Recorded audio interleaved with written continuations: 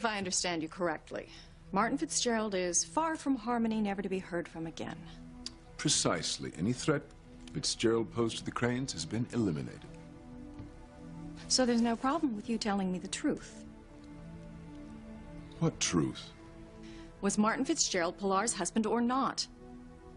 And what hold does he have on the Crane family that has you and your father running scared? Speak up, Julian. I didn't hear you. Silence is golden, Ivy. You should try it sometime. Oh, yes.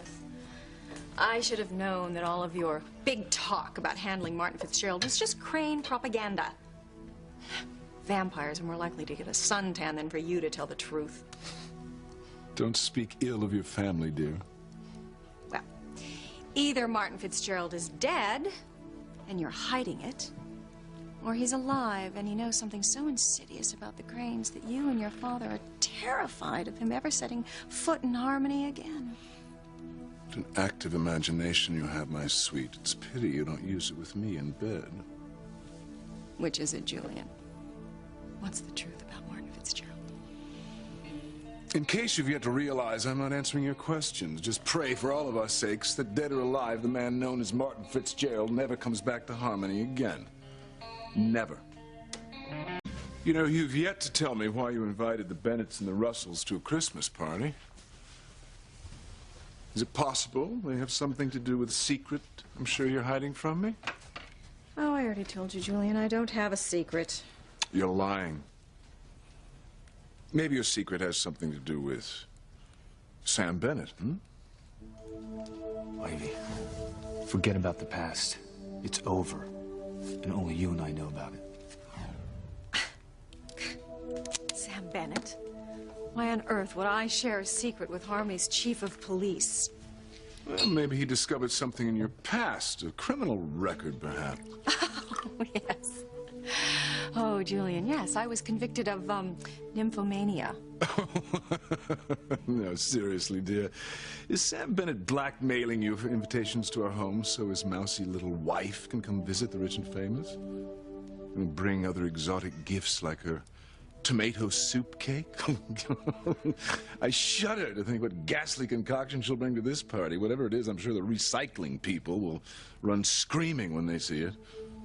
It's enough, Julian. You've had enough fun at my expense. You can stop joking now. I could. Or I could ask Sam Bennett what he really does know about your past. Wouldn't that be an interesting game for an otherwise dull Christmas party, to let Sam Bennett tell what he knows of everyone's past, starting with you, my loving, innocent wife? No. Well, I'm surprised at you, Ivy. Why are you so adamant that I not ask Sam Bennett about your past? I know you're joking, Julian, but Chief Bennett, may not see it that way. Well, I know the man's a Neanderthal, but even his kind have a sense of humor. Oh, as usual, you're missing the point. No, that's not all I'm missing. We Cranes have few, if any, friends here in Harmony. What if word of your little joke spread around town? What if the tabloids got a hold of it? Oh, they'd have a field day. I don't know about you, Julian, but I, for one, don't want my life to be grist for some gossip mill. Why do I still have the feeling that you're nervous about Sam Bennett probing into your past? Oh, I'm not nervous, Julian. I'm annoyed at your juvenile notion of parlor games. Even if Sam Bennett looked into my past, he wouldn't discover anything that you don't already know. But if you want to grill the chief of police in front of witnesses about your wife, then be my guest. Just be sure and tell Alistair all about it. You know how he loves a good joke.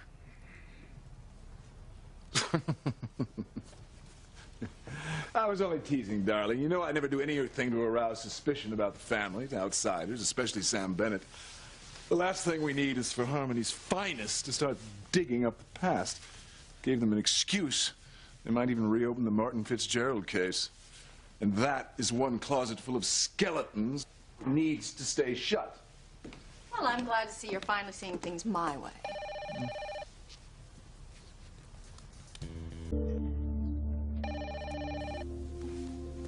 If you answer it, Julian, we'll be late for the tree lighting ceremony. Just let one of the servants take a message. You're right. The sooner we ooh and ah our way through another tedious local event, the sooner I'll be back home in front of the fire.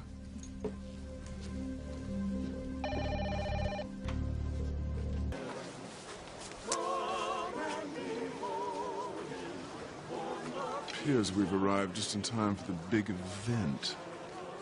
All we have to do is feign interest, clap when the locals clap, and we can be on our way.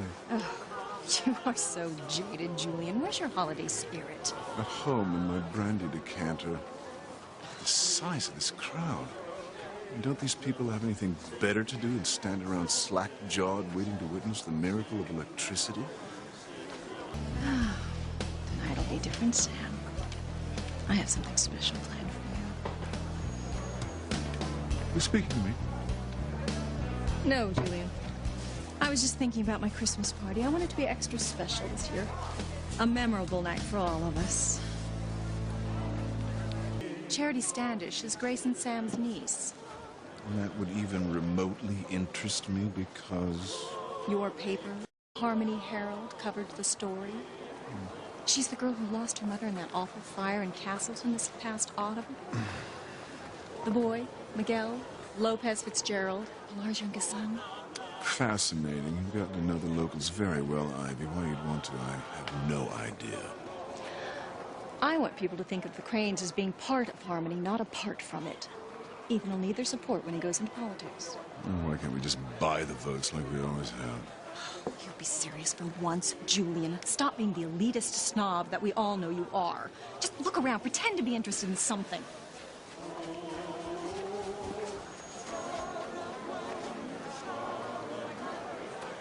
That's odd. What's up? Well, Santa and his little helper are moving away from the tree lighting area instead of waiting to have a picture taken of those brats when they flip the switch. Well, I'm sure even Santa's pressed for time with Christmas just around the corner. Maybe I should ask Santa to bring Martin Fitzgerald home for the holidays. Wouldn't that surprise everyone? Don't you even joke about Martin Fitzgerald. You pray he stays put.